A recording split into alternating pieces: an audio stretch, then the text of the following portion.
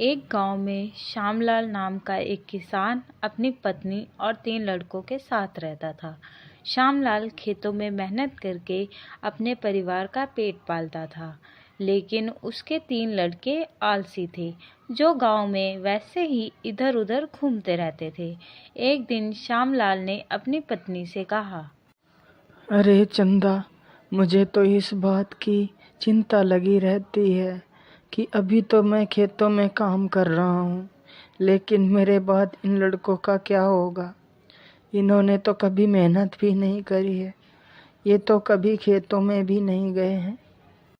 आप चिंता मत कीजिए, ये भी धीरे धीरे काम करने लगेंगे। समय बीतता गया और श्यामलाल के लड़के कोई काम नहीं करते थे। एक बार श्यामलाल बहुत बीमार पड़ गया और वह काफ़ी दिनों तक बीमार ही रहा। उसने अपनी पत्नी से कहा, अरे चंदा, जरा तीनों लड़कों को बुला कर ले आओ, मुझे उनसे कुछ ज़रूरी बात करनी है। जी, अभी बुला कर लाती हूँ।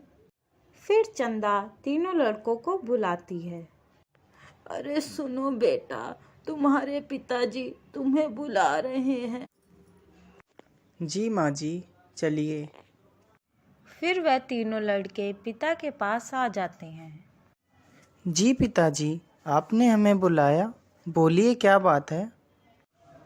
सुनो बेटा, मुझे लगता है कि अब मैं ज़्यादा दिनों तक जीवित नहीं रहूँगा, इसीलिए बेटा मैं तुम लोगों को बताना चाहता हूँ कि मैंने अपने जीवन भर का कमाया हुआ धन अपने खेत के नीचे दबा रखा है। मेरे बाद तुम उसमें से खजाना निकाल कर आपस में बांट लेना। श्यामलाल की यह बात सुनकर तीनों लड़के खुश हो गए। कुछ समय बाद श्यामलाल की मृत्यु हो गई। श्यामलाल की मृत्यु के कुछ दिनों बाद उसके लड़के खेत में दबा खजाना निकालने गए।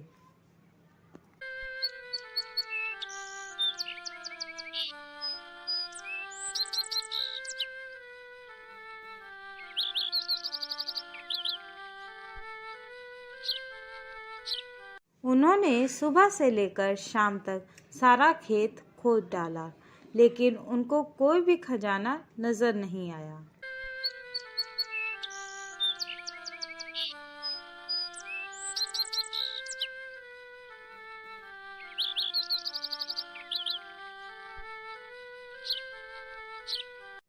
लड़के घर आकर माँ से बोलते हैं, माँ, पिताजी ने हमसे झूठ बोला था, उस खेत में हमें कोई खजाना नहीं मिला। तुम्हारे पिताजी ने जीवन में यही घर और खेत ही कमाया है, लेकिन अब तुमने खेत खोद ही दिया है तो उसमें बीज भी बो दो। ठीक है माँ जी, जैसा आप सही समझें। लड़कों ने माँ के कहे अनुसार खेत में बीज बो दिए और खेत की देखरेख करते रहे।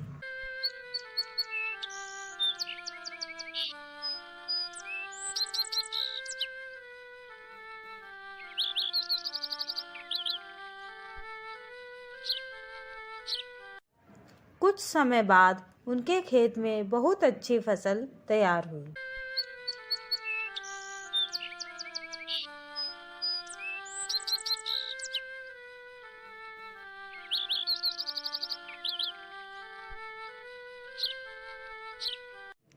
फिर वह उस फसल को काटकर बाजार बेचने गए। फसल बेचकर उन्हें बहुत अच्छा मुनाफा हुआ, जिसे लेकर वह अपनी माँ के पास पहुँचे। ये लो माँ, ये पैसा हमने फसल बेचकर कमाया है। लड़कों की यह बात सुनकर चंदा बहुत खुश हो जाती है और कहती है, तुम्हारी मेहनत ही असली खजाना है, यही तुम्हारे पिताजी तुम्हें समझाना चाहते थे। इस कहानी से हमें यह शिक्षा मिलती है कि हमें आलस त्याग कर मेहनत करना चाहिए। मेहनत ही इंसान की असली दौलत है।